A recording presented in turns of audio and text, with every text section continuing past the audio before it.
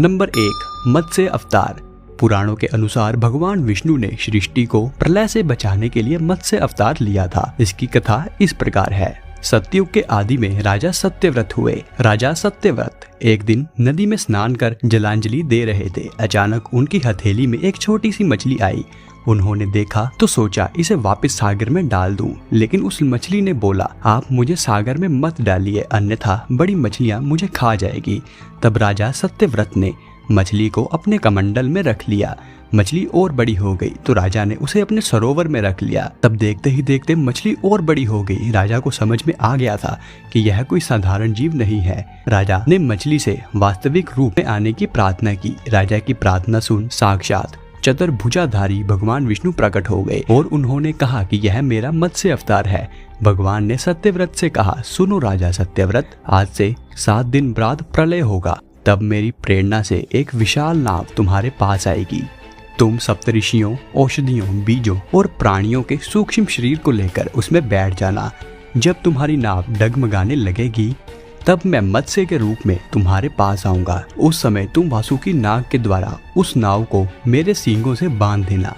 उस समय प्रश्न पूछने पर मैं तुम्हें उत्तर दूंगा, जिससे मेरी महिमा जो परम ब्रह्मा के नाम से विख्यात है तुम्हारे हृदय में प्रकट हो जाएगी। तब समय आने पर मत्स्य रूपधारी भगवान विष्णु ने राजा सत्यव्रत को तत्व ज्ञान के उपदेश दिए, जो मत्स्य पुराण के नाम से प्रसिद्ध है। नंबर 2, कूर्म अवतार। धर्म ग्रंथों के अनुसार भगवान विष्णु ने कूर्म यानी कछुए का अवतार लेकर समुद्र मंथन में सहायता की थी।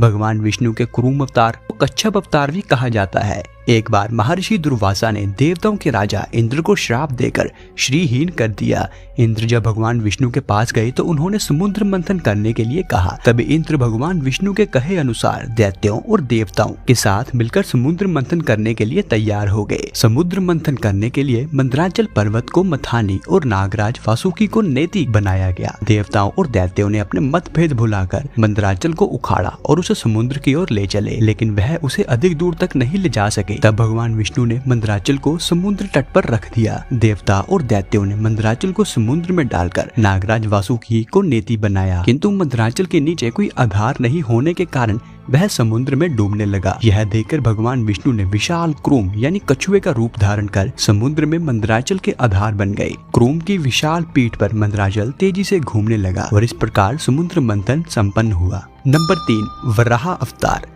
धर्म ग्रंथों के अनुसार भगवान विष्णु ने एक अवतार वराह के रूप में भी लिया था।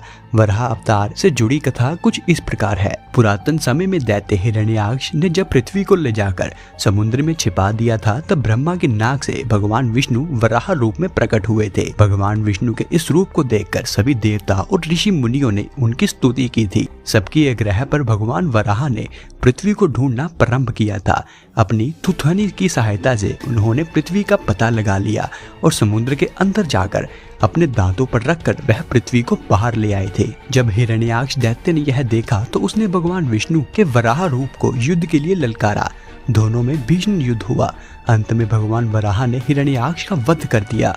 इसके बाद भगवान वराह ने अपने खुरों से जल को स्तंभित कर उस पर धरती को स्थापित कर दिया। नंबर 4, भगवान नरसिंह। भगवान विष्णु ने नरसिंह अवतार लेकर दैत्यों के राजा हिरण्यकश्यप का वध किया था। इस अवतार की कथा कुछ इस प्रकार है। धर्म ग्रंथों के अनुसार दैत्यों के राजा हिरण्यकश्यप स्वयं को भगवान से भी अधिक बलवान मानता था।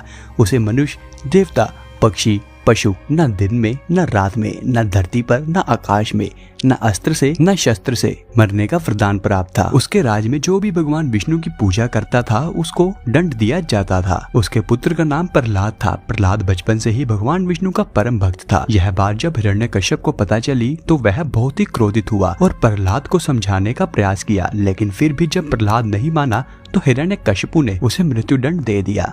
हर बार भगवान विष्णु के चमत्कार से वह बच गया। हिरण्यकश्यप की बहन होलिका थी, जिसे अग्नि से ना जलने का वरदान प्राप्त था। वह प्रहलाद को लेकर धधकती हुई अग्नि में बैठ गई। तब भी भगवान विष्णु की कृपा से प्रहलाद बच गए और होलिका जल गई। जब हिरण्यकश्यप स्वयं प्रहलाद को मारने वाला था तो भगवान विष्णु नरसिंह का अवतार लेकर खंबे से प्रकट हुए और उन्होंने अपने नाखूनों से हिरण्यकश्यप का वध कर दिया। नंबर 5, वामन अवतार। सतयुग में प्रहलाद के पुत्र दैत्यराज बाली ने स्वर्ग लोक पर अपना अधिकार कर लिया था। सभी देवता इस विपत्ति से बचने के लिए भगवान विष्णु के पास गए। तब भगवान विष्णु ने कहा, मैं स्वयं देव माता अदिति की गर्भ से उत्पन्न होकर तुम्हें स्वर्ग का राज वापिस दिलाऊंगा। कुछ समय पश्चात भगवान विष्णु ने वामन अवतार लिया। एक बार जब राजा बलि महान यज्ञ कर रहा था, तब भगवान वामन बलि की यज्ञशाला में पहुंच गए और राजा बलि से 3 पग धरती दान में मांगी। राजा बलि के गुरु शुक्राचार्य भगवान की लीला को समझ गए थे। उन्होंने बलि को दान देने से मना कर दिया था, लेकिन बलि ने फिर भी भगवान वामन को 3 पग धरती दान में देने का संकल्प कर लिया। भगवान वामन ने विशाल रूप धारण किया, एक पग धरती पर और दूसरा पग स्वर्ग लोक पर। जब तीसरा पग रखने के लिए कोई स्थान नहीं बचा, तो बलि ने भगवान वामन को अपने सर पर पग रखने के लिए कहा। बलि के सर पर पग रखने से वह सुतल लोक पहुंच गया। बलि की दानवीरता देखकर भगवान ने उसे सुतल लोक का स्वामी बना दिया। इस तरह भगवान वामन ने देवताओं की सहायता कर उन्हें स्वर्ग पुनः लौटाया था। नंबर 6, श्री राम अवतार। त्रेता युग में राक्षस राज रावण का बहुत ही आतंक था। उससे देवता भी डरते थे। उसके वध के लिए भगवान विष्णु ने राजा दशरथ के यहाँ माता कौशल्या की गर्भ से पुत्र रूप में जन्म लिया। इस अवतार में भगवान विष्णु ने अनेकों राक्षसों का वध किया था और मर्यादा का पालन करते हुए अपना जीवन यापन किया था। पिता के कहने पर वह वनवास गए। वनवास भोगते समय राक्षस राज रावण उनकी पत्नी सीता का हरण कर ले गया। सीता की खोज में भगवान लंका पहुँचे। वहाँ श्री राम और रावण का घोर युद्ध हुआ, जिसमें रावण मारा गया। इस प्रकार भगवान विष्णु के अवतार राम ने देवताओं को मुक्त किया था। नंबर 7, श्री कृष्ण अवतार। द्वापर युग में भगवान विष्णु ने श्री कृष्ण अवतार लेकर अधर्मियों का नाश किया था।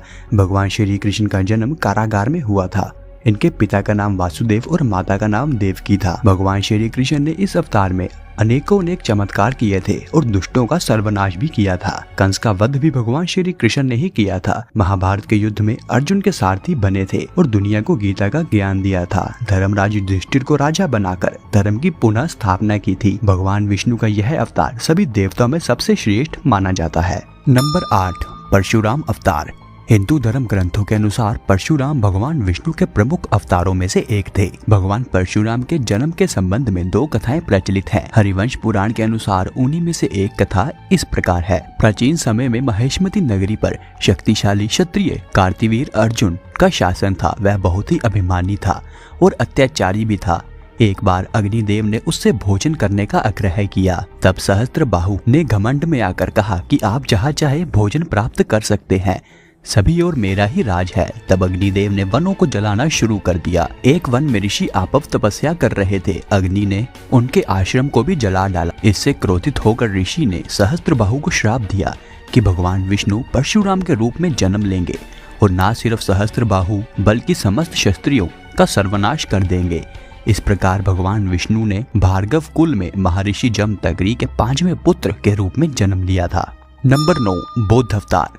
धर्म ग्रंथों के अनुसार बौद्ध धर्म के प्रवक्ता गौतम बुद्ध भी भगवान विष्णु के अवतार थे, परंतु पुराणों में वर्णित भगवान बुद्ध देव का जन्म गया के समीप कीकट में हुआ बताया गया है और उनके पिता का नाम अजन बताया गया है। यह प्रसंग पुराण वर्णित बुद्ध अवतार का ही है।